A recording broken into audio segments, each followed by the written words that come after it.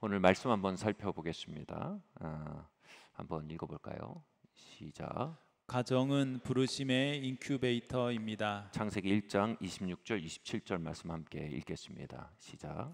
하나님이 이르시되 우리의 형상을 따라 우리의 모양대로 우리가 사람을 만들고 그들로 바다의 물고기와 하늘의 새와 가축과 온 땅과 땅에 기는 모든 것을 다스리게 하자 하시고, 하나님이 자기 형상 곧 하나님의 형상대로 사람을 창조하시되 남자와 여자를 창조하시고, 하나님이 그들에게 복을 주시며 하나님이 그들에게 이르시되 생육하고 번성하여 땅에 충만하라.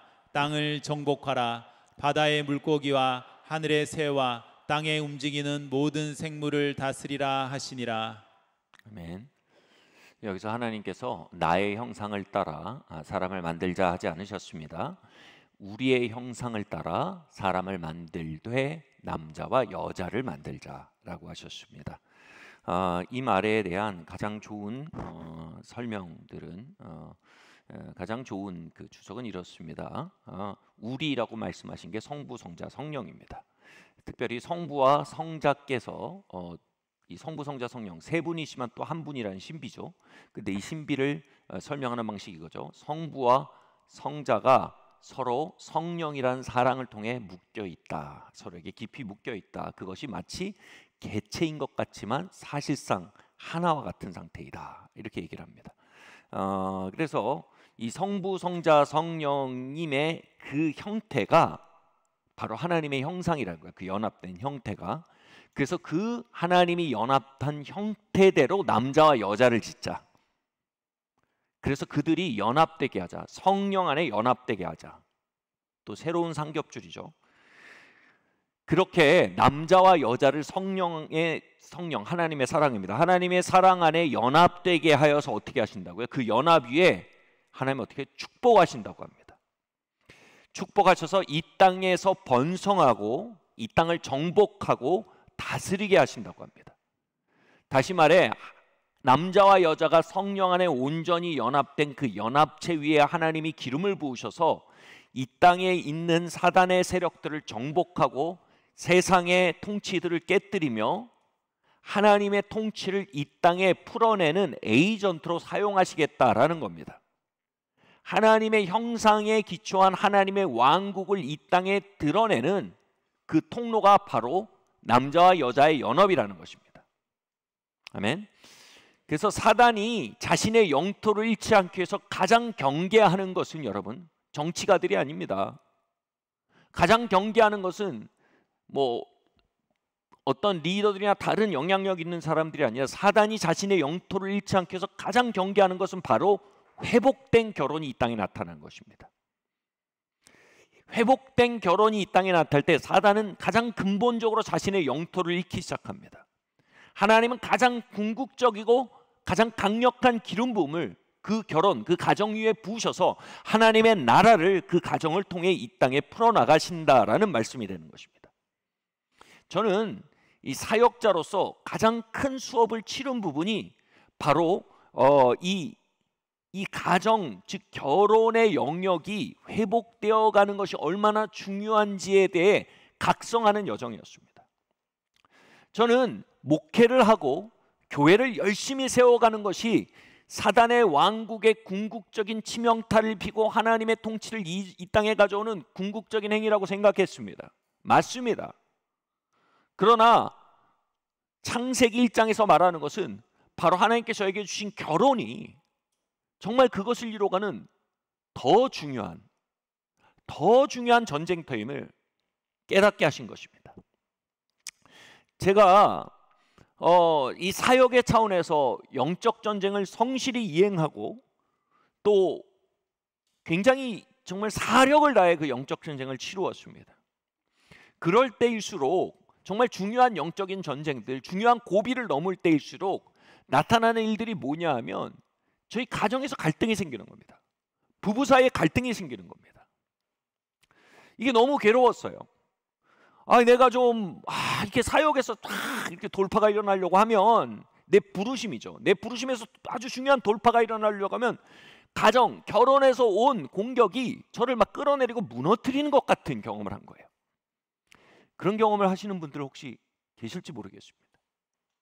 혹시 저만 그런 경험을 하는지 모르겠습니다만, 네. 그래서 이 목을 기도를 했어요. 하나님, 왜 이러죠? 왜 이렇게, 아니 결혼이란 게 지금 내 부르심을 도와주려고 있는 거 아닙니까? 왜 이렇게 발목을 잡는 통로가 되는 것 같습니까? 오히려 라고 기도하는데 제 세계관과 가치관이 전혀 잘못되어 있다는 걸 보게 됐어요.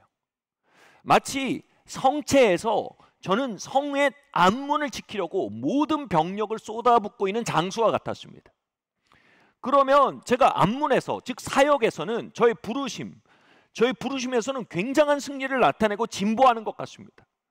그럼 여기서 판판이 깨지던 적의 무리들이 어떻게 합니까? 적군을 끌고 다 뒷문으로 가는 겁니다.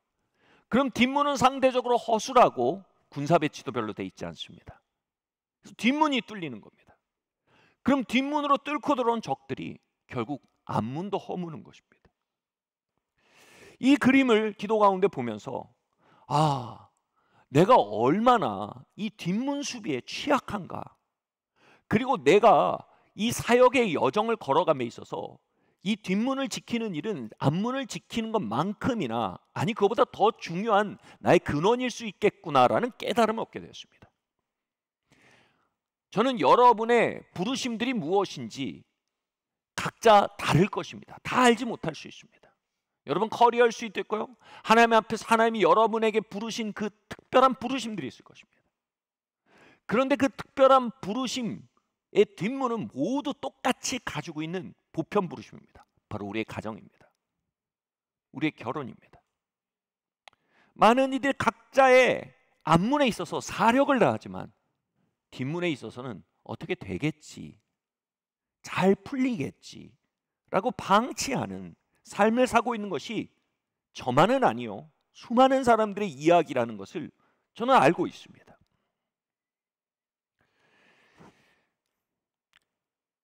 여러분, 뒷문을 연체로 싸우는 것은요, 무언가 열심히 싸우지만 결국 한 걸음도 진보하지 못하는 것 같은 삶의 모습입니다. 뒷문을 연체로 싸우는 건 무언가 끊임없이 얻어내는 것 같지만 결국은 아무것도 얻지 못한 삶의 모습을 발견하는 자리와 같은 것입니다. 우리는 먼저 우리의 가정과 결혼이라는 삶의 뒷문을 굳게 닫고 그것에 전력을 배치해서 든든히 하는 일을 선행해야 한다는 사실을 깨달아야 합니다.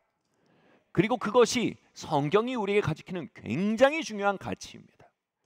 그리고 그것에 든든한 신학적인 근반이 되는 것이 방금 읽어드린 창세기 1장, 바로 창세해 주신 하나님의 질서입니다. 남자와 여자를 묶고 그들의 연합에 성령의 기름을 부어 그 기름을 통해, 그 연합을 통해 이 땅에 하나님의 왕국을 확장시키겠다는 하나님의 청사진은 창세기부터 지금까지 바뀐 적이 없습니다. 아멘. 우리 다음 말씀 한번 볼까요? 다음 주제 한번 볼까요? 함께 읽겠습니다. 시작. 결혼 깨어짐의 학교. 베드로전서 3장 7절 말씀 함께 읽겠습니다. 시작. 남편들아, 이와 같이 지식을 따라 너희 아내와 동거하고 그를 더 연약한 그릇이요 또 생명의 은혜를 함께 이어받을 자로 알아 기이 여기라. 이는 너희 기도가 막히지 아니하게 하려 함이라. 아멘. 결혼에 가장 큰 위협이 되는 첫 번째 적은 결혼에 대한 판타지입니다. 결혼에 대한 판타지가 뭡니까? 우리 디즈니 동화 많이 보잖아요. 왕자와 공주가 만나 그 이후로 행복하게 살았더라. 우리는 결혼식을 보며 그 동화의 완성을 보는 듯 하여 감동하고 눈물을 흘립니다. 어떤 부분은 정말 영적인 감동도 있지만 어떤 종류는 거대한 판타지도 있습니다. 우리 결혼하고 검은 물이 팥불이 될 때까지 행복하게 살자 라고 말하지만 그 판타지가 위협당할 때 우린 이렇게 생각합니다. 나의 결혼이 잘못됐구나. 아니요, 비로소 결혼이 작동하기 시작하는 순간입니다. 무슨 말인지 말씀드릴게요.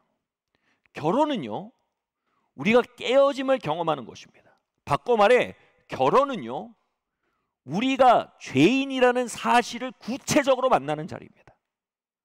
우리가 하나님의 임재를 만나고 하나님의 말씀을 만날 때 내가 죄인입니다라는 사실을 러프하게, 개념적으로, 약간은 모호하게, 실루엣으로 경험합니다. 그러나 우리가 한 명의 죄인으로서 또 다른 죄인과 사랑의 언약을 맺고 감히 죽을 때까지 헌신하겠다고 감히 약조하고 검은 물이 팥불이 될 때까지 물러서지 않겠다고 감히 서로를 묶을 때 우린 거기에서 우리의 죄인됨을 아주 구체적으로 경험하게 됩니다. 말씀을 통해, 영성생활을 통해 죄인이라는 개념을 아주 러프하게 항목으로 했다면 결혼을 통해 그 러프한 항목 속에 아주 구체적인 디테일을 기록할 수 있게 됩니다. 내가 어떻게 죄인인지 알게 됩니다. 이 깨어짐의 시간은 자연적인 수순임에도 불구하고 많은 이들이 이 깨어짐의 시간에 입구만 만나도 놀라고 공포스러워하고 도망칩니다.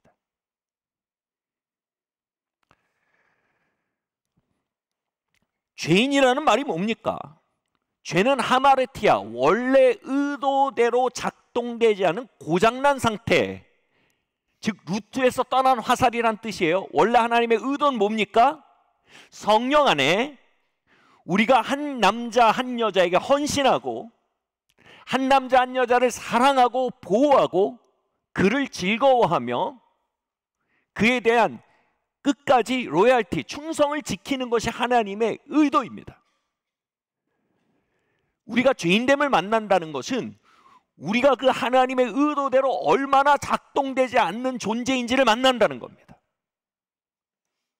우리가 하나님의 형상, 즉 삼위일체가 서로 연합하여 서로에게 연합되어 깊이 헌신되어 있는 그 사랑의 삶에 얼마나 부적절한지, 얼마나 그것에 있어서 고장난 존재인지를 발견하는 것이 바로 결혼이란 현실입니다. 여기서 생기는 문제는 뭐냐면 우리가 우리의 깨어짐의 현실, 고장남의 현실, 우리의 죄인됨의 현실을 만나는 그곳에서도 결혼에 대한 판타지에 이어서 우리 자신에 대한 판타지를 포기하려 하지 않는다는 겁니다. 결혼에 대한 판타지는 야, 외롭던 두 사람이 만나 사슴처럼 서로 기대어 산다. 자신에 대한 판타지는 뭡니까? 내가 의인이란 판타지입니다. 내가 적당히 괜찮은 사람이란 판타지입니다. 그 판타지가 깨어지는 것, 이걸 우리가 자기가 깨어진다고 말합니다. 신앙인들은요. 자기의가 깨어진다. 자신에 대한 근거 없는 환상적이고 긍정적이고 따뜻한 어떤 환영이 깨어지는 것입니다.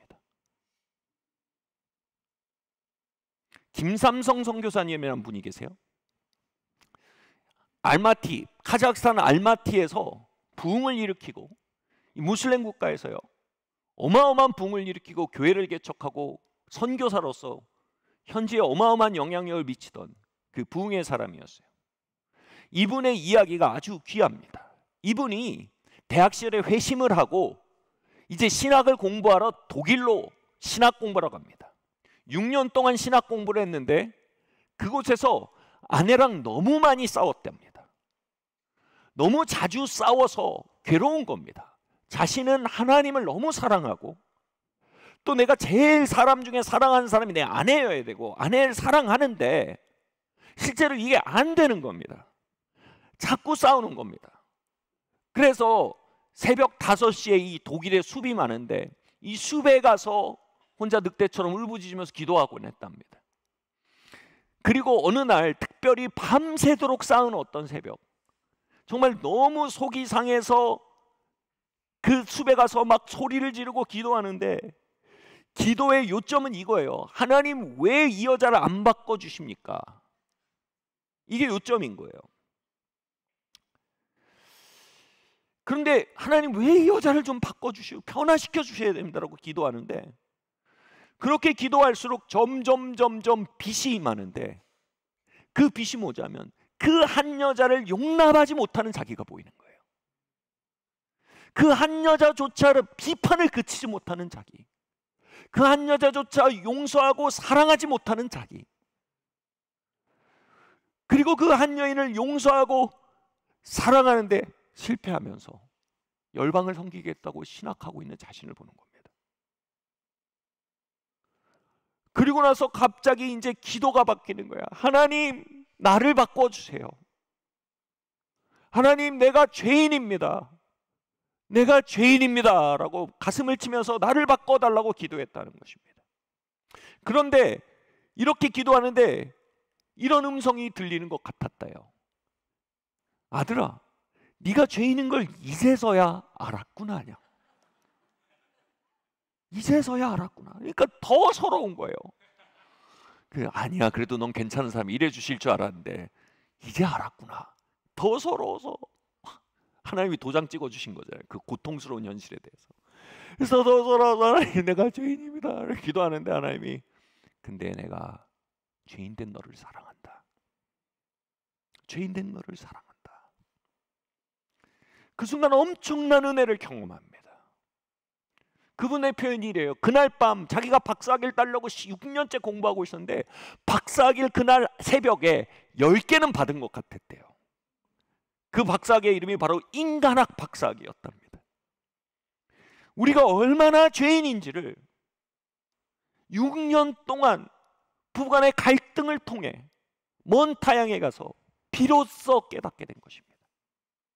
그리고 그 죄인된 자신을 사랑하는 그 은혜를 비로소 깨달은 것입니다.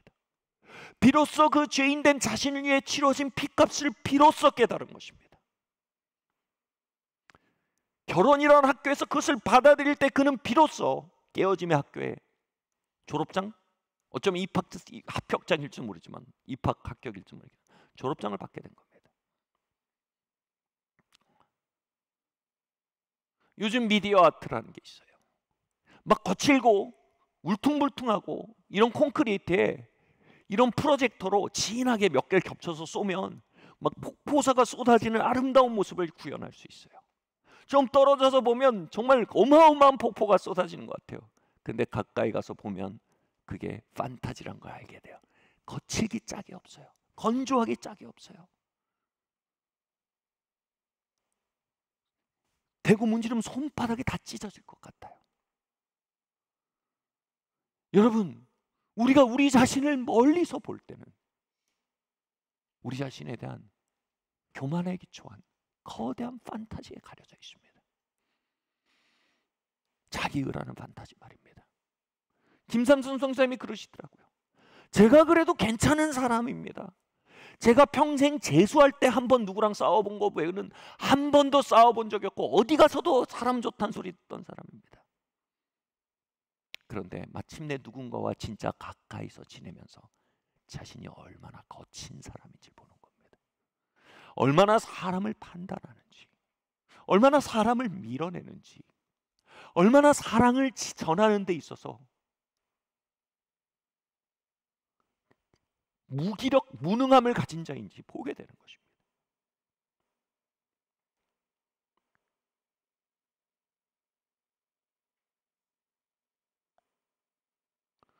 결혼은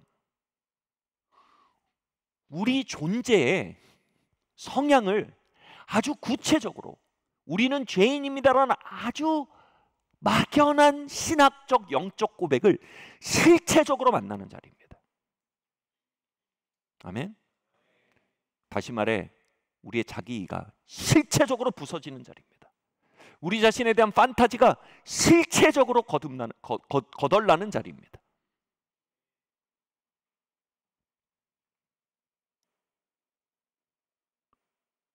그럼에도 불구하고 그곳에서 우리가 끊임없이 자기와 자신에 대한 판타지를 고집한다면 우리는 그곳에서 계속해서 상대방을 문제 삼는 사람으로 남겨질 겁니다. 계속해서 상대방을 공격할 것입니다. 내가 문제가 아니라 상대방이 문제라고 그 체험들의 모든 책임을 상대방에게 떠넘기는 삶을 살 것입니다. 그러나 그곳에서 우리에 대한 판타지가 깨어지고 자기의가 깨어지고 정말 우리 자신이 누구인지 만져보는 체험을 한다면요, 그 거친 표면을 그 건조한 표면을 만져보는 경험들을 하기 시작한다면요, 내가 얼마나 폐쇄적인지, 얼마나 무자비한지, 얼마나 은혜롭지 않은지, 우린 그곳에서 우리의 진짜 모습을 만져보며 결국 두 손을 들고 하나님의 은혜를 구하는 법을 배우게 됩니다.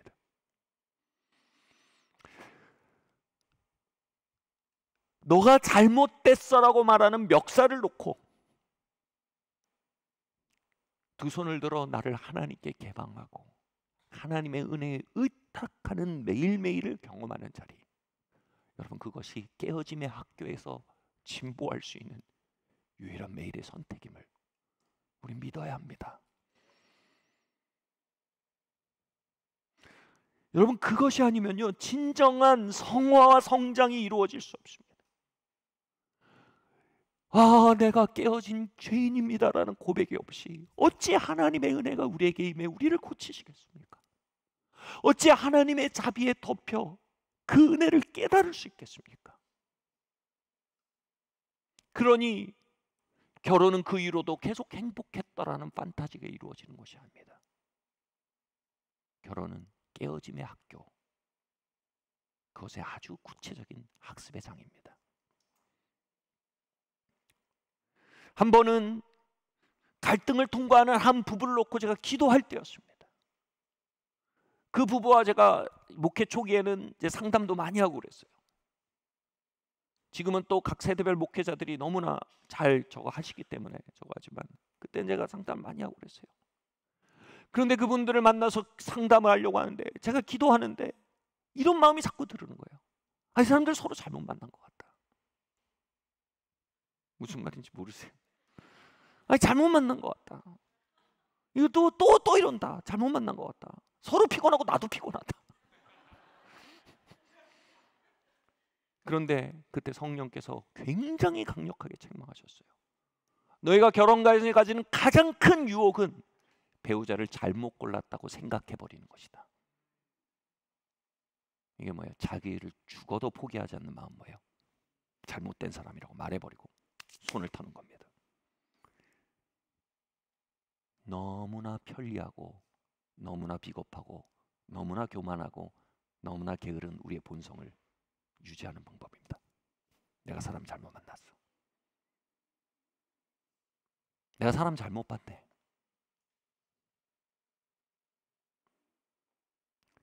많은 경우요, 제가 지금 길게 다 할 수 없지만 진짜 여러분 심리학적으로도요, 우리의 배우자는요, 우리의 자기를 깨트리고 우리의 죄성을 들통내게 가장 적당한 요소를 고르는 직감을 우린 가지고 있습니다. 긴 말 할 수 없어요. 그냥 맛보세요. 우리가 가장 지긋지긋한 사람은요, 우리의 돈을 축내는 사람이 아닙니다. 우리에게 가장 지긋지긋한 사람은 우리의 자기 일을 박살내는 사람들입니다. 내 민낯을 드러내는 그들은 가장 지긋지긋합니다. 다 말할 수 없지만 심리학적으로, 영적으로 우리는 우리의 의를 들통낼 만한 사람을 잘 골라내는 직관을 가지고 있습니다.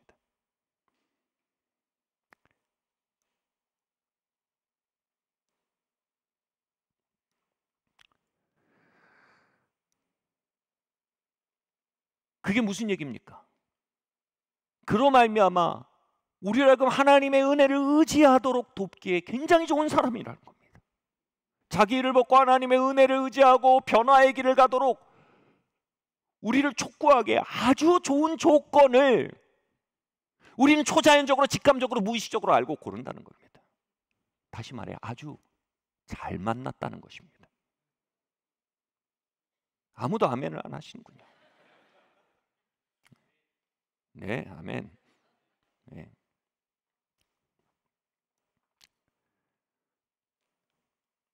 그러나 반면 우리가 겸손의 자리, 자기 의를 포기하는 자리, 죄인됨의 고백을 가지는 자리를 선택할 줄 모른다면 계속해서 우리가 상대방의 멱살을 잡으며 이건 네 문제다라고. 예, 물론 관계적으로 이 사람이 7이고 내가 3일 수 있어요. 그죠? 그러나 중요한 건 뭐예요? 누가 더 문제가 크냐가 아니에요. 중요한 건 우리 각자가 하나님의 은혜 안에 성장하는 거예요. 이게 8대2면 그게 뭐가 중요해요? 누가 먼저 일으키면 뭐가 중요해요? 그걸 규정하면 어떻게 할 거예요? 징역 보낼 거예요? 경찰에 신고할 거예요? 아무것도 얻는 게 없어요. 거기서 얻는 건 하나예요. 우리 각자 한 걸음씩 은혜 안으로 나아가는 겁니다. 아멘. 다른 어떤 탈출구도 없습니다. 어떤 돌파구도 없습니다. 모든 결혼에 해당합니다. 물론 옆으로 간 얘기를 한다면 정말 착취적인 관계가 아주 드물게 있습니다. 그런 경우는 또 다른 접근이 필요할 수 있어요. 그러나 대부분의 거듭난 선량한 그리스도인들의 부분은 이 원리가 다 적용됩니다.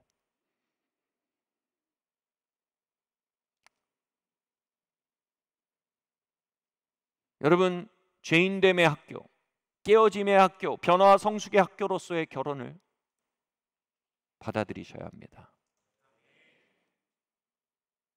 결혼은 복잡한 현실을 위기에 핑크빛 꿈을 꾸며 데이트하는 데이트가 아닙니다. 결혼은 우리의 리얼리티를 만나는 가장 현실적인 자리입니다. 그곳에서 주님께서 어떻게 하신다고요? 그것을 받아들일 때 비로소 기도의 문을 여신대요. 놀랍지 않습니까? 그러나 우리가 이건 잘못된 사람이라고 말할 때 기도의 문이 닫힌다는 거예요. 은혜의 문이 닫힌다는 거예요. 비로소 기도의 문을 여시고 뭐라고요? 함께 유업 안으로 걸어 들어갈 수 있는 영적인 돌파구를 여신대요. 아멘. 저는 그 유업이 뭔지 특정할 수는 없습니다. 그러나 그 유업은 분명히 여러분이 자기와 관련된 결혼에 대해 어떻게 반응하는지와 함수관계로 묶여 있다는 건 선명합니다. 아멘. 오늘 더 많은 분들의 기도의 문이 활짝 열리시길 바랍니다. 더 많은 분들의 삶이 유업을 향해 가까워지길 바랍니다. 다시 말해 더 많은 분들이 판타지를 내려놓고 깨어짐의 학교에 기꺼이 걸어 들어가서 하나님의 은혜를 배우는 일들이 열려지길 바랍니다. 제가 아까 초기에 말하려다가 잊었는데, 아니 목사님 저는 결혼도 안 했는데요. 들어두세요. 들어두신 분들이 더 유익해요. 정말로 참으로 그러합니다. 예, 이게 살면서 들으면 더 복잡해요. 살기 전에 들으셔야 돼요. 다음 이거 한번 넘어갈게요. 살기 전에 들어야 될 얘기 함께 읽겠습니다. 시작. 결혼 리더십의 방식의 전복이 일어나는 곳. 에베소서 5장 21절 25절 말씀을 읽겠습니다. 시작. 그리스도를 경외함으로 피차 복종하라. 아내들이여 자기 남편에게 복종하기를 주께 하듯 하라. 이는 남편이 아내의 머리됨이 그리스도께서 교회의 머리됨과 같음이니 그가 바로 몸의 구주시니라. 그러므로 교회가 그리스도에게 하듯 아내들도 범사에 자기 남편에게 복종할지니라. 남편들아 아내 사랑하기를 그리스도께서 교회를 사랑하시고 그 교회를 위하여 자신을 주신 같이 하라. 아멘. 이 구절이 어떻게 읽히신지 몰라도 이제 대입 시험을 끝내놓은 딸과 제가 이렇게 시간을 보내려고 긴 드라이브 여행을 갔어요. 근데 차에서 그런 얘기를 하더라고요. 아빠, 나는 성경이 가부장주의를 지지하는 것 같아서 마음이 불편해. 딸아이잖아요. 그리고 마치 남성 우월주의를 지지하는 것 같아라고 말하는 겁니다. 그래서 저는 그 두 가지 문제인 것 같다. 하나는 번역이 좀 그런 식의 어투로 돼 있고 원어의 뜻과 달리, 그리고 두 번째로 그건 네가 가지고 있는 리더십, 권위에 대한 잘못된 안경 때문에 그렇게 읽히는 거다 라고 얘기했어요. 뭐 그 아이들의 표현으로 하면 이 말이죠. 그건 네 인중 냄새다 뭐 이런. 아 죄송합니다. 뭐 못 알아듣신 분들 계시겠죠. 자, 무슨 얘기인지 한번 볼게요. 여기서 남자를 머리로 삼으라는 얘기는 절대로 남자가 권력을 가진다는 뜻이 아닙니다. 그렇게 읽히는 건 전혀 읽는 사람들의 문제입니다. 여기서 먼저 시작한 뭐라고 하니까 상호 복종을 하라고 합니다. 상호 복종의 명령입니다. 여기서 말하는 복종이라는 단어는 뭐냐면 상대방의 필요를 앞세운다는 뜻입니다. 그러니까 이러는 게 아닙니다. 상대방의 필요를 앞세운다는 문맥적 의미를 갖습니다. 그래서 남자는 여자의 필요를 앞세우고 여자는 남자의 필요를 앞세워야 한다라고 얘기합니다. 그러면서 얘기하는 게 그겁니다. 남성성이라는 존재가 꽃피고 살아나는 데 있어서는 그들에게는 존경과 신뢰라는, 존경해주고 믿어주는 거예요. 양분을 줄 때 남성성이란 나무가 무럭무럭 자란다, 그 양분을 공급해 주라라는 겁니다. 여자들에게 말하는 겁니다. 그리고 남자들에게 말합니다. 여성성이라는 하나님의 형상이 꽃피고 자라기 위해서는 희생적인 돌봄과 어여삐 여김이 꼭 필요하다.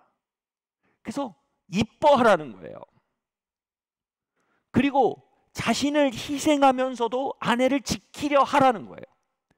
그 토양 안에서 여성성이 무럭무럭 자라나간다는 겁니다. 그래서 서로의 필요를 앞세우라는 겁니다. 이 말씀에 불순종하는 방법에 대해 우린 이렇게 생각합니다. 이 말씀에 불순종하는 방법이 남자들이 여자를 보호하지 않는 것이 이 말씀에 불순종하는 겁니다. 여자들이 남자를 존경하지 않는 것이 이 말씀에 불순종하는 겁니다 라고 생각할 수 있는데, 이 말씀을 자세히 읽어보면 그게 아닙니다. 하나님의 명령은 이렇게 말하고 있어요. 남자들아, 아내를 보호해라. 그리고 어여삐 여겨라. 여자들아, 남자를 존경하고 믿어줘라. 라고 누구에게 말합니까? 남자와 여자에게 따로따로 명령합니다. 이 말씀에 불복종하는 방법은 이겁니다. 남자들이 여자들에게 말하는 겁니다. 너는 나를 존경해야 돼. 성경이 그렇게 말했어. 라고 말하는 게 이 말씀에 정면으로 반항하는 모습입니다. 무슨 얘기인지 아세요? 여자들이 이 말씀에 정면으로 반응하는 모습인 겁니다. 성경이 남자들이 모든 걸 다해 여자를 보호하라고 했고 여자를 이뻐하라고 했어. 그렇게 해야 돼 라고 요구하는 게 이 말씀에 정면으로 반항하는 겁니다. 다시 말해, 이것은 여자가 남자에게 요구하고 남자가 여자에게 요구하기에 쓰여진 것이 전혀 아닙니다.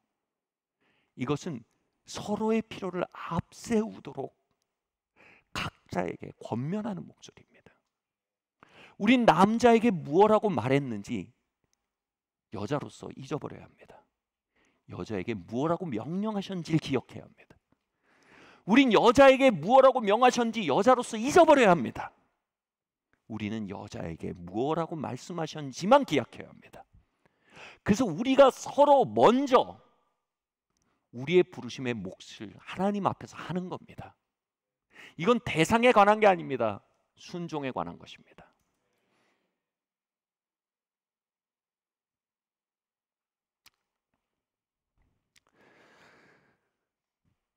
이런 유명한 책이 있어요. 정말 좋은 책이에요. 뭐냐면 리더는 나중에 먹는다라는 책이 있어요. 이게 뭐냐면 미국 해병대가 가지는 문화입니다. 미국 해병대는 대장부터 먹지 않는답니다. 가장 쫄병부터 먼저 배식받고 먹고 그 다음이 배식받고 먹고 나중에 리더가 낸 나중에 배식받고 먹는답니다. 먼저 리더는 뭐 하는 사람입니까? 먼저 약한 사람들의 필요를 채우는 사람 리더가 되는 겁니다. 그럼 필요를 가진 사람도 어떻게 됩니까? 그들에 대한 신뢰를 갖게 됩니다. 그 리더는 어떻게 하냐면 전쟁터에서 해병대는 선임이 가장 먼저 진격한답니다. 그리고 퇴각할 때 가장 나중에 퇴각한답니다. 그 일을 통해서 후임들은 리더라는 존재는 우리의 필요를 먼저 채우고 우리를 먼저 보호하는 존재라는 인식을 갖게 되고요. 그 인식은 뭘로 바뀝니까? 거대한 신뢰를 만들어냅니다. 그리고 그 신뢰의 기운은요, 한 분대, 한 소대, 한 중대를요, 세계 최강의 중대 소대로 만드는 강력한 문화가 되는 것입니다. 미국 해병대는 지금 세계 최강이라고 불리우죠. 첨단 무기일 수도 있지만요, 그들이 가진 문화입니다. 여러분, 남자가 여자로서 자신이 돌보아지고 보호받지 못할 것에 대해 불안하고 염려하는 마음에 머물러서 그에 대한 확신을 얻기 전엔 존중할 수 없다고 말한다면, 남자가 내가 존경과 믿음을 받기 전에는 여자의 필요를 채워주기에는 내가 충분히 안전하다고 느끼지 않는다라고 생각하고 있다면 둘 다 리더가 아닙니다. 그러면 둘 다 어린애들입니다. 누가 리더입니까? 누가 어른입니까? 어른은요, 내 필요가 채워지지 않을 수 있는 불안에도 불구하고, 내 필요가 채워지지 않을 수 있는 위험에도 불구하고 먼저 구성원의 필요를 채워버리는 사람, 그 불안의 사이클을 깨버리는 사람, 그 두려움의 협박, 야, 너 돌봐지지 않을 거야, 네가 먼저 나선다고 그랬다가 너 이용당할 거야 라는 두려움의 협박을 깨고 일어나는 사람, 그리고 먼저 필요를 채우는 사람, 그 사람이 리더가 됩니다. 아멘. 여기서 말하는 건 남자냐 여자가 리더냐의 얘기가 아닙니다. 그런 정말 그 인중에 나는 냄새는 내가 맡는 거예요. 그런 사고는요. 여기서 말하는 건 이겁니다. 아빠와 엄마가 되라는 겁니다. 우리가 우리 자신의 필요를 위해서 나는 이용당할지도 몰라, 나는 불안, 나는 보호 못 받을 거야, 나는 이 노래를 계속 부르고 있는 우리는 아이들 눈앞에서 굉장히 불안정한 어린애입니다. 내가 존경받지 못해. 나는 왜 존경받지 못하고 나는 믿음을 받지 못하지? 그렇게 안 해주지 왜? 이 사실에 골몰하고 있는 남자는 아빠가 아닙니다. 어린애입니다. 제 아내와 제가 그러고 있으면 우리 집에 딸 셋이 아니고요, 딸 넷에 아들 하나가 됩니다. 5 가족이 아니라 독수리 오형제도 아니고 아들 하나에 딸 넷인 어린애들이 모여 있는 곳이 됩니다. 불안정한 가정이 됩니다. 여러분이 어른이 되길 배우셔야 합니다. 어른이 되길 배우셔야 합니다. 구성원의 불안과 필요에 대해 먼저 응답하는 사람, 그 사람이 어른입니다. 그들이 불안의 사이클을 깨뜨릴 수 있는 사람입니다. 이건 남자냐 여자의 문제가 아닙니다. 아버지가 되고 어머니가 되는 문제입니다. 아멘.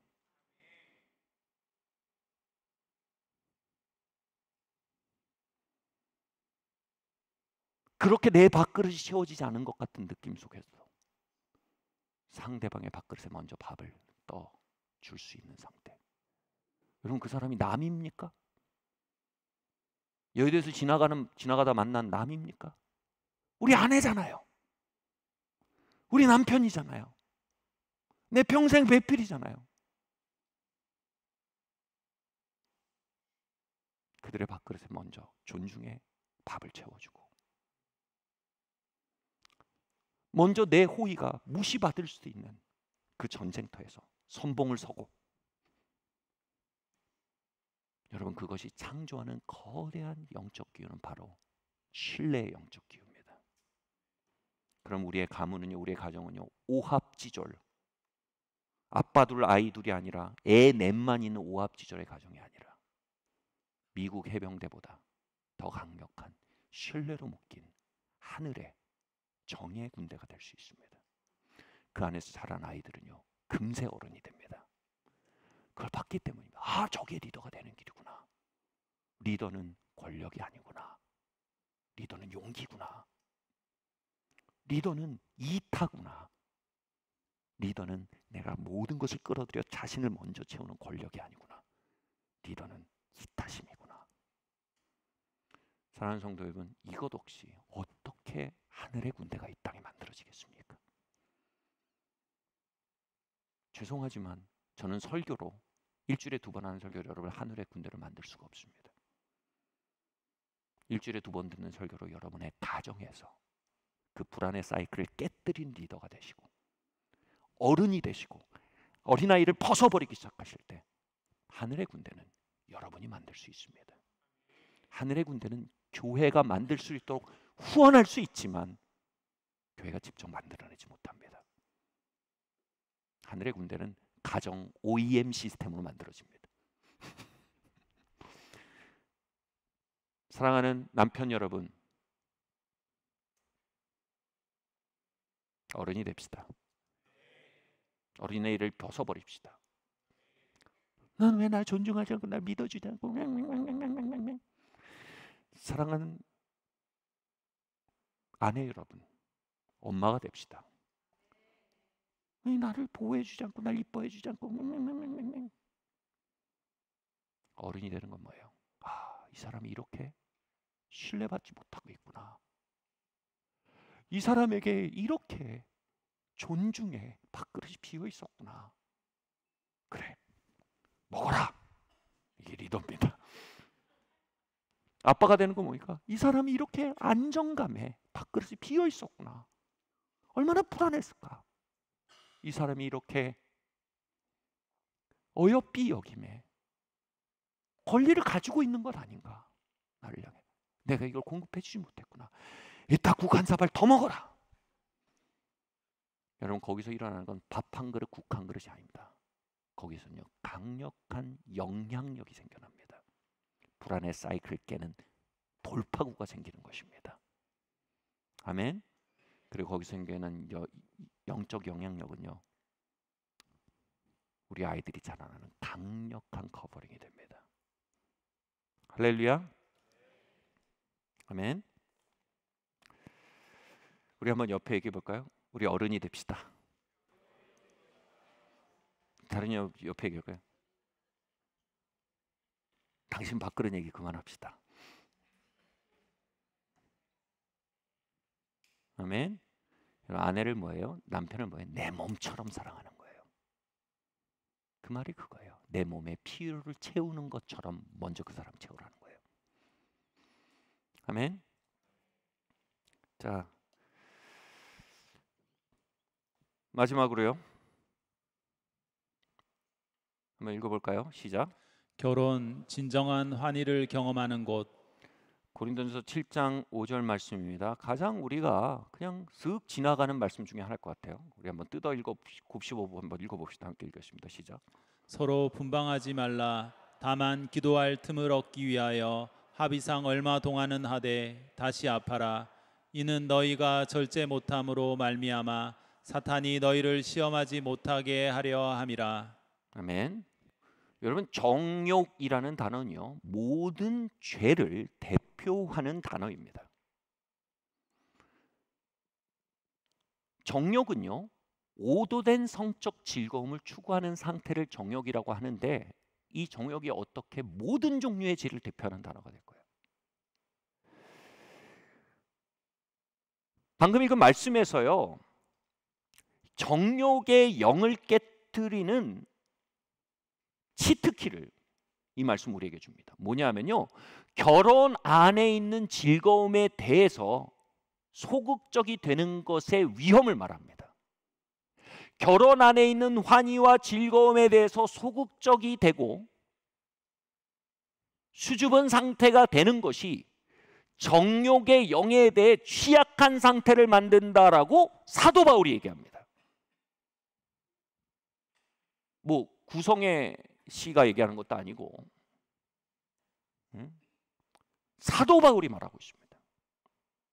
여러분, 에덴 동산이란 말이 굉장히 놀랍습니다. 원어를 보면요, Garden of Pleasure입니다.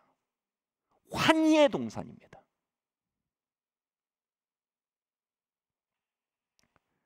극락의 동산입니다. 하나님은 에덴 동산을 향해 우리를 지으셨습니다. 다시 말해, 하나님은 인간을 환희를 향해 지으셨습니다.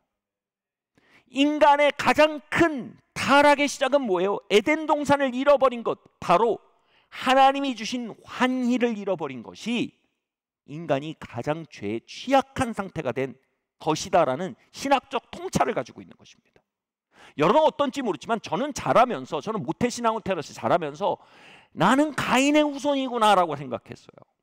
왜냐하면 제가 이해하는 한 크리스찬이 되기엔 저는 재미를 너무 좋아했어요. 크리스찬이 되기에는 저는 환희를 너무 탐닉하는 사람이었어요. 제가 보는 교인들은 재미와 환희에 대해 매우 소극적이거나 아니면 그것에 대해서 아주 잘 참는 능력을 가진 사람만 제대로 교회를 다닐 수 있는 걸로 보였습니다. 그러나 성경은 전혀 반대의 방향을 말하고 있다는 사실을 발견하고 저는 그 누구보다 크리스찬이 될 수 있는 자질을 가진 사람이란 걸 발견했습니다. 무슨 얘기인지 말씀드릴게요. 성경은요, 건강한 즐거움과 재미를 충분하게 가지는 것만이 잘못된 즐거움에 대해 저항하는 영적 전쟁의 방식이라고 우리를 가르치고 있습니다. 아멘. 재미없으세요? 즐거움이 없으세요? 거룩하지 않은 상태입니다. 죄에 취약한 상태입니다. 가짜 즐거움에, 위조된 즐거움에 취약한 상태입니다. 그 상태에서 누가 위조된 즐거움 앞에 오래 인내하며 버티는지는요, 이미 이건 믿음의 싸움의 문제가 아닙니다.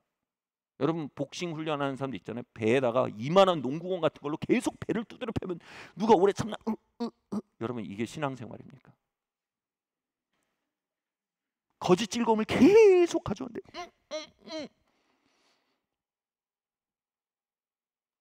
여러분 거짓 즐거움을 향해 가장 강력한 무기는요, 건강하고 하나님이 주신 즐거움을 흠뻑 누리는 삶입니다. 안 믿어지신 분들 있잖아요. 믿으세요. 그 존 파이퍼가 그랬어요. 기독교는 금욕주의가 아니에요. 기독교는 쾌락주의예요. 존 파이퍼 장로교 신학자예요. 저는 그가 말하는 맥락을 정확하게 동의합니다.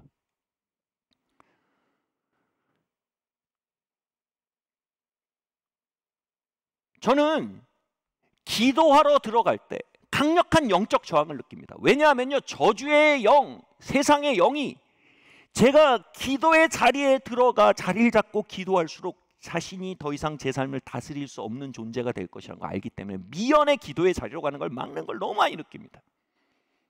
마치 뭘 이렇게 막 해치고 들어가는 것 같아요. 기도의 자리. 똑같은 방법으로 오늘 본문이 말하는 놀라운 이야기는 뭐냐면, 부부가 성적으로 하나 되어서 즐거워하는 일에 있어서 영적인 저항이 있을 거라는 겁니다.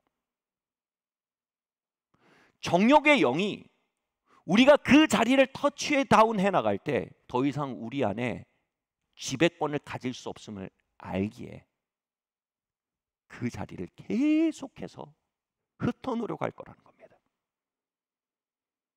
여러분 정욕의 영은요, 우리의 인내력을 시험하기 전에 정욕의 영은요, 하나님이 주신 참된 환희를 차단하려고 합니다. 아멘 하세요. 네. 청소년 여러분, 아멘 하신 게 미래의 길을 여시는 겁니다.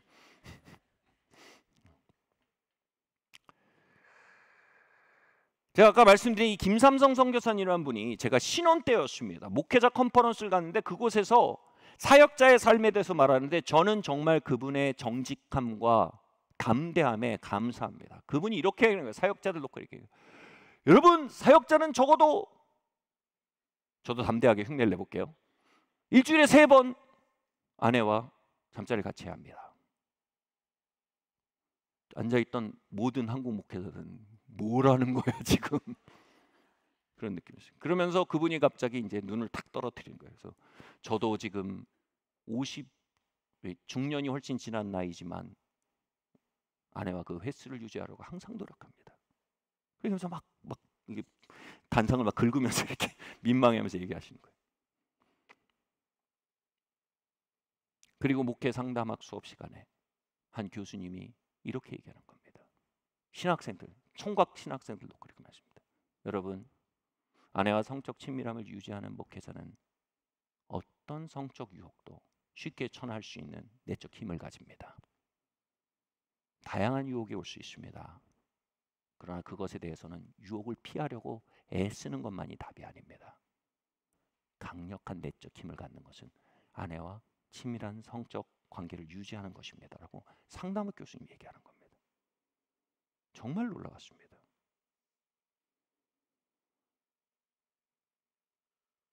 이 영적 선배님들이 제 젊었을 때 또는 총각 때 해준 말은요, 방금 읽은 말씀에 대한 완벽한 주석입니다. 일본의 데모노 하루키라는 사람이 한 말이 있어요. 정말 공감합니다. 세계를 정복하려 하는 사람들은 성기능에 문제가 있는 사람들이다. 아내와 만족스러운 관계를 누리는 사람이 그런 쓸데없는 일에 열을 올릴 리가 없다. 잠언에 써 있는 말씀 아닌가 싶습니다. 여러분, 가정과 결혼은요, 우리의 죄인됨의 자리를 알고 자기가 깨어지는 자리가 분명합니다. 가정과 결혼의 자리는요, 우리가 어린아이를 벗고 먼저 리더가 되는 리스크 테이킹의 길을 걸을 줄 아는 어른이 되는 자리임이 분명합니다. 그러나 그게 전부는 절대 아닙니다. 하나님 그렇게 부르시는 건 우리의 가정에 진정한 환희의 포도나무가 자라고 환희의 포도 열매가 맺혀 환희의 포도주를 길어낼 수 있게 하기 위하심을 우리는 알아야 합니다. 그렇게 가정이라는 포도원에서 포도주를 길어 마시는 사람들은요, 다시 말해 아내와의 적극적인, 남편과의 적극적인 친밀한 삶, 영적으로 육적으로요, 다. 그리고 그 가정의 분위기 안에 있는 그 즐거움과 친밀함의 포도주를 뭐해서요? 자기의 죄인됨의 고백과 하나님의 은혜를 의지해 성장해 나가며 또 어른이 되어가는 그 울타리 안에서 포도나무가 자라고 포도 열매가 맺히고 그 포도 과즙을 먹으며 자란 아이들은요, 여러분, 하루키가 말한 상담학 교수님이 말한 강력한 영적 내성을 갖게 됩니다. 안목의 정욕과 이생의 자랑과 육신의 정욕이 어마어마한 압력으로 판을 치는 세상입니다. 여러분, 그 세상을 꿋꿋하게 통과할 수 있는 이들이 뭡니까?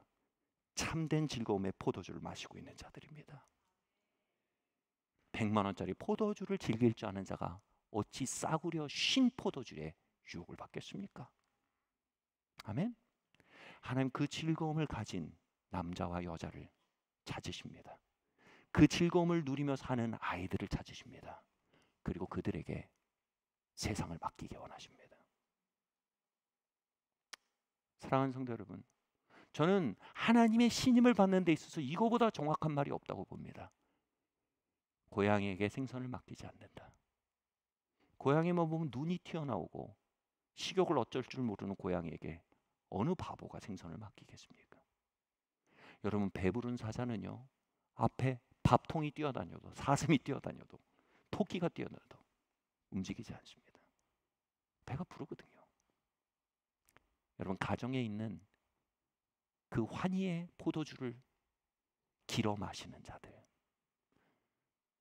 그것에 대해서 소극적이지도 게으르지도 않고 그 포도주에 항상 취하도록 애쓰는 자들, 그것에 공격적인 자들, 그들은요, 이생의 자랑, 정욕의, 이 육신의 정욕, 안목의 정욕에 대해서 초연할 수 있는 배부른 사자가 될 수 있습니다.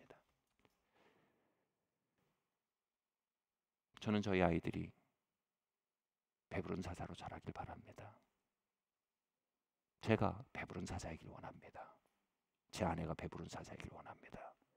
그럴 때 하나님 비로소 이 땅의 힘과 영광과 소유들을 맡길 수 있는 신뢰를 가지실 수 있습니다. 하나님이 인내력이 강한 사람에게 신뢰를 맡기지 않으십니다. 하나님은 참된 포도주를 마시는 일이 있어 양보가 없는 자들, 그것에 높은 프라이어티가 있는 자들, 그들의 적극적이고 전투적인 자들, 그들에게 하나님은 진정한 신뢰를 맡기신 걸 기억하실 예수 이름으로 축원합니다.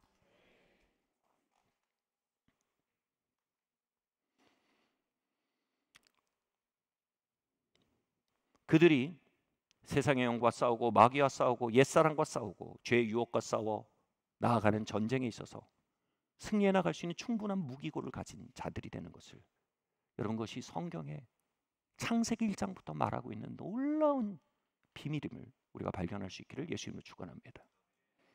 사랑하는 성도 여러분, 전투적으로 가족을 사랑하십시오. 패밀리 타임 전투적으로 만드십시오. 함께 밥을 먹고 즐거워하는 시간에 있어서 여러분 기도하는 마음으로 만드십시오. 아멘. 저희 방학마다 아이들이 돌아옵니다. 그때 저에게 패밀리 타임은 마치 선교 여행을 짜는 것처럼, 수련회를 만든 것처럼 전투적인 일입니다. 여러분, 아내와 남편 전투적으로 데이트 시간 만드십시오.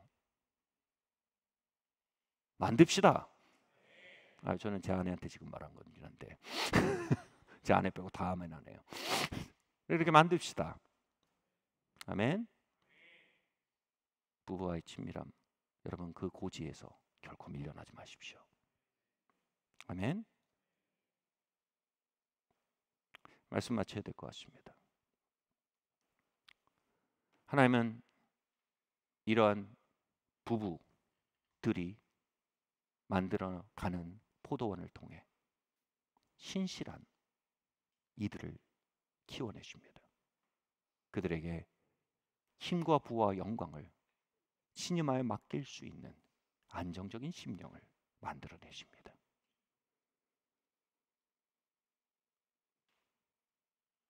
여러분 현재의 가정이 그렇지 않다면 여러분 그러한 가정이 만들어주신 토양을 향해 지금부터 기도해 나가셔야 합니다. 아멘. 여러분 그러한 가정이 이 산위의 마을과 이 말씀을 듣는 이들의 삶에 세워지는 것, 저는 이렇게 기도하고 항상 선포하는 사람입니다. 지옥의 문을 닫는 것은 교회다라고 항상 말합니다. NGO가 닫지 않습니다. 정부가 닫을 수 없습니다. 지옥의 문을 닫는 건 교회입니다. 어떻게요? 그 방식은 전 이것이라고 믿습니다. 하나님의 은혜와 주인됨의 고백과 그분의 매일 부시는 은혜로 말미암는 성화와 변화에게, 그리고 그분의 지혜 안에는 사랑과 환희의 길의 가르침 안에 가정들이 회복될 때 그 안에 일어나는 수많은 무리들이 정말 지옥을 문을 닫는 하늘의 군대가 될 것을 저는 믿습니다. 그것이 창세기 1장입니다. 모든 책의 시작입니다. 우리에게 건네고 있는 창조의 질서입니다.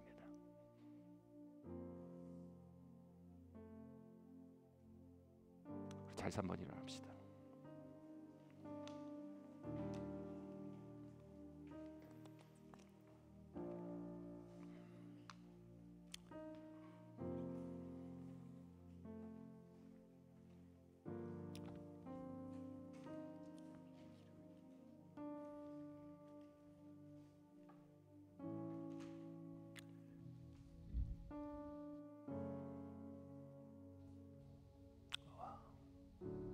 성령 하나님, 이 자리에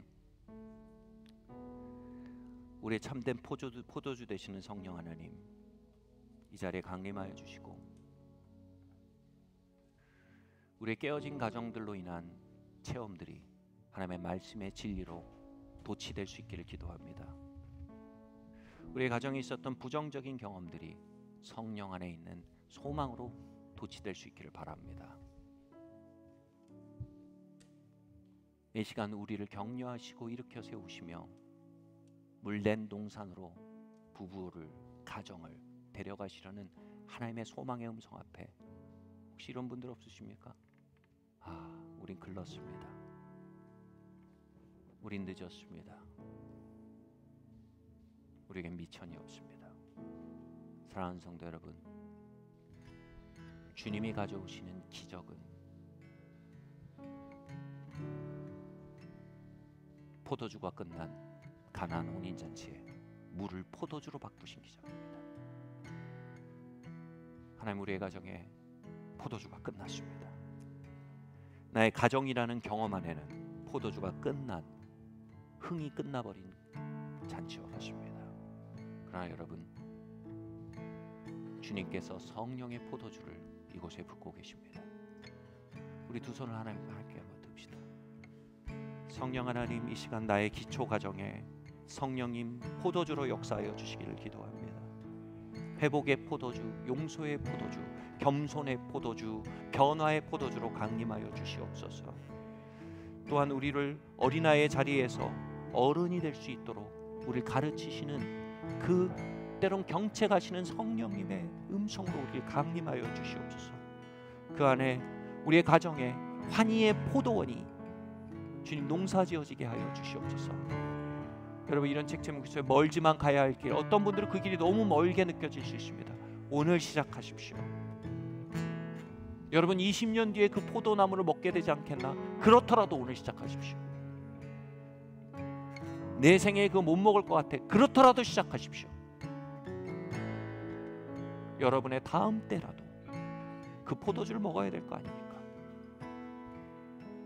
그럼 그 시작을 주님께서 스피드업 하실 겁니다. 그게 하나님의 기적입니다.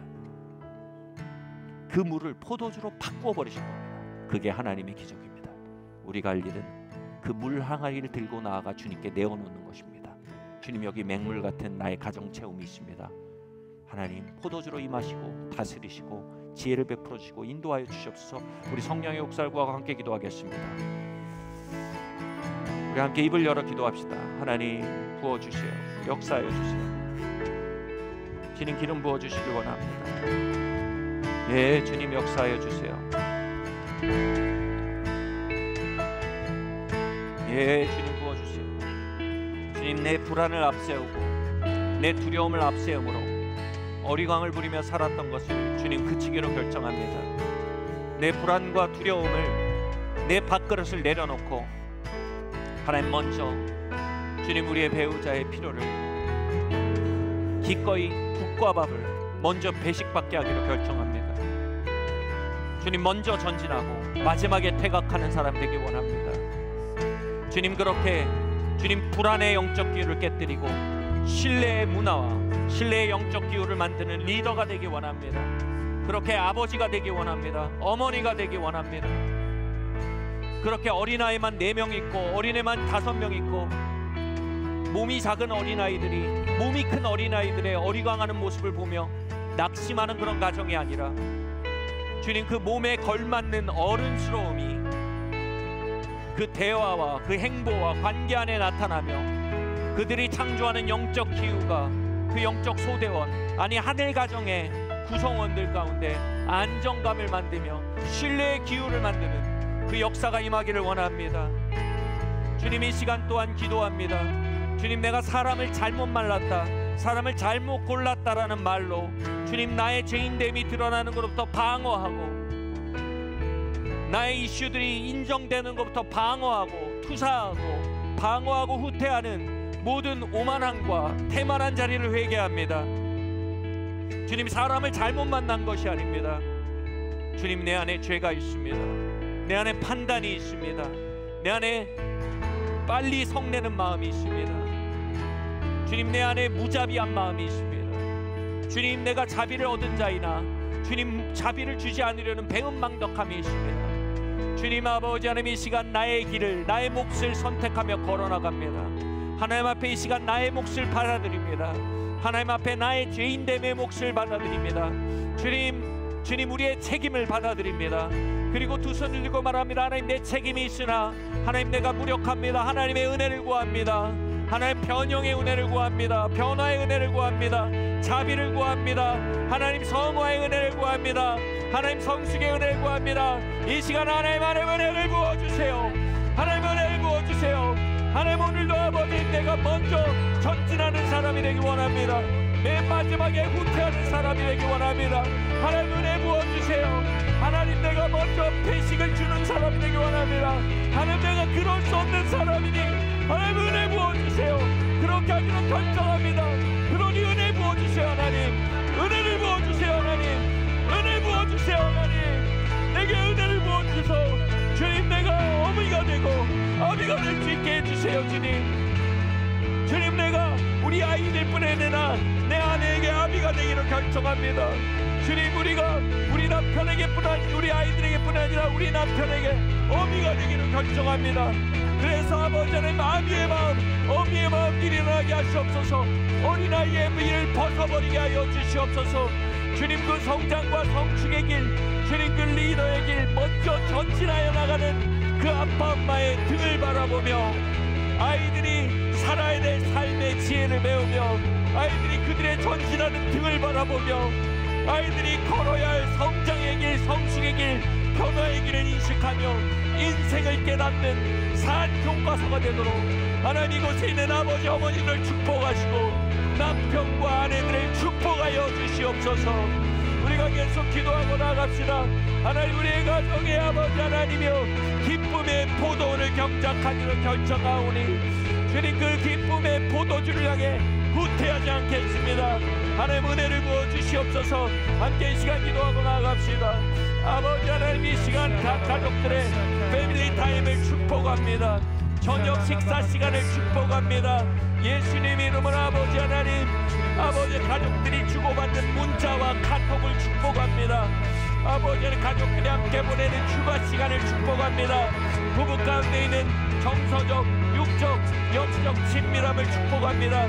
그 포도원이 아버지 하나님 자라나게 하시고, 그에 있어서의 소극성과 계획과 낙심들을 회개합니다. 예수님의 피로 말미암아 주님 아버지 하나님, 그 일을 향해 전투적이 되고 적극적이 되는 자들로 하나님을 축복하여 주시옵소서. 할렐루야. 아멘. 아버지 하나님 부어주시고 성령 하나님 임하여 주시옵소서. 주의 호의 너의 위에 오고 오는 세대 위에 가족 위에 자녀 위에 할렐루야. 아멘. 주의 호의 너의 위에 여러분 예언하세요. 오고 오는 세대 위에 가족 위에 지옥의 문을 닫는 우리 다시 한번 가정들이 일어나게 주의 하시며 호의가 결혼들이 주의 일어나게 하소서. 호의 너의 위에 오고 오는 세대 위에 가족 위에 자녀 위에 자손 위에 주의 자손 임재. 위에 주의 임재 너의 앞에 너의 뒤에 너의 옆에 너를 항상 우리 아버지께서 이 시간 우리의 가문을 향해 선포하십니다. 아침에도 저녁에도 들어오고 나갈 때도 슬플 때도 기쁠 때도 널 위하네 널 위하네 널 위하네. 아멘 아멘.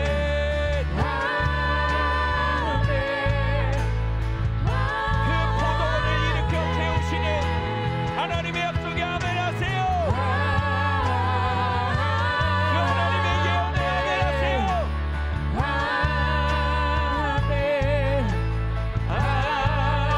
아멘. 주의 호의 주의 호의 너의 위에 오고 오는 세대 위에 가족 위에 자녀 위에 자손 위에 자손 주의 위에 임재. 주의 임재 너의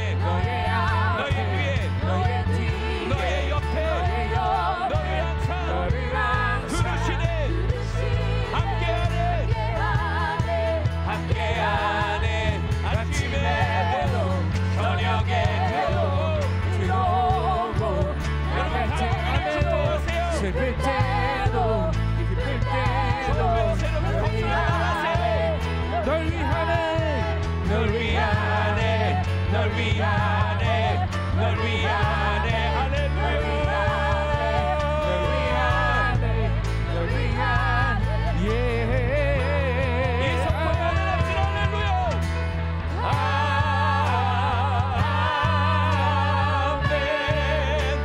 아멘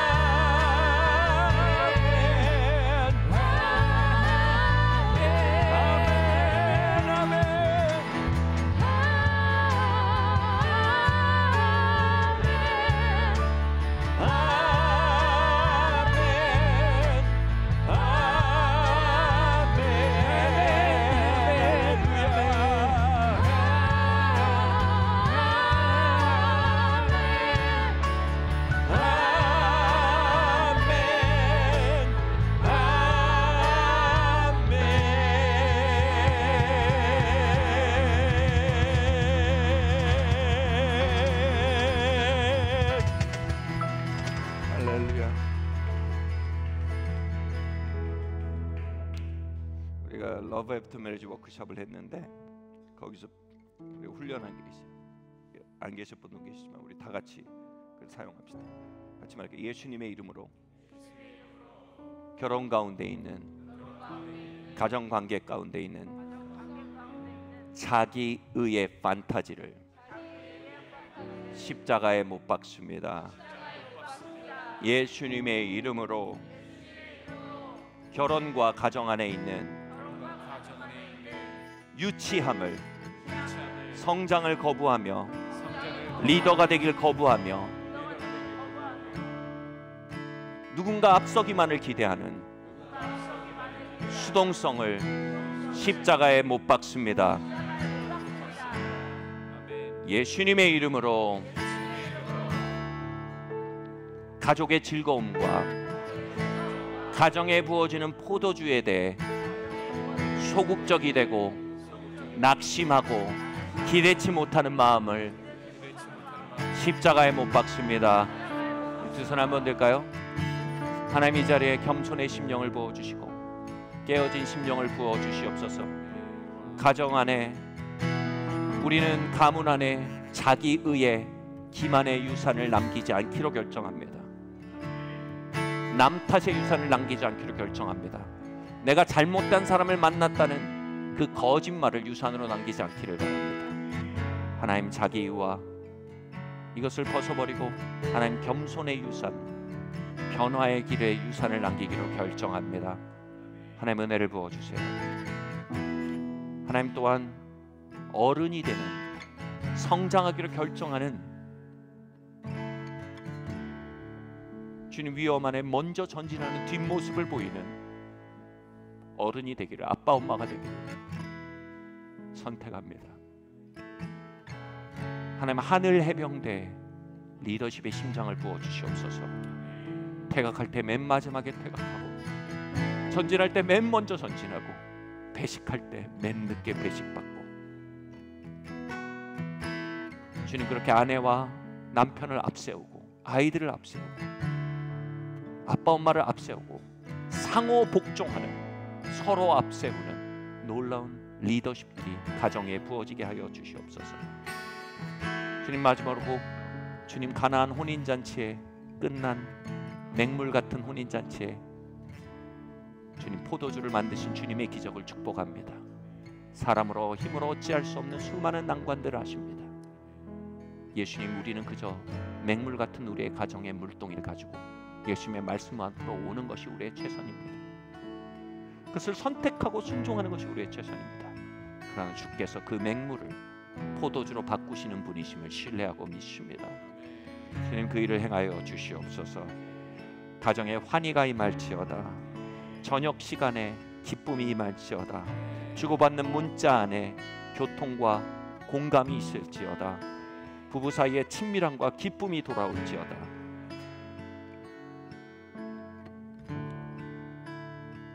부끄러움 없는, 수치심 없는 서로를 향한 다가섬들이 가정 안에 확대될지어다. 주님, 감사드립니다. 이 모든 말씀 살아계신 예수 그리스도 이름으로 기도드리옵나이다. 아멘. 우리 한번 좌우에 인사해 볼까요? 당신의 가정은 하늘의 전진기지입니다. 한 번만 더 말할까요? 당신이 리더가 되십시오. 아멘. 그러면 사랑하고 축복합니다. 안녕히 돌아가시고요. 우리 주일날 뵙겠습니다. 한 가지 좀 부탁을 드릴게요. 저희가 러브 애프터 메리지 또 싱글 라이프 세미나 때문에 의자가 지금 이렇게 돼 있어요. 그래서 지금 힘센 형제님과 자매님들 힘센 거 압니다. 그래서 도움을 좀 주시면 저희가 좀 의자를 세팅을 할 수 있는 마지막 기회일 것 같아요. 좀 부탁드릴게요. 의자 세팅만 좀 도와주시면 좋겠습니다. 안녕히 들어가십시오. 여러분 사랑하고 축복합니다. 온라인에 계신 분들 동일한 은혜가 있을 줄 믿습니다. 안녕히 들어가십시오.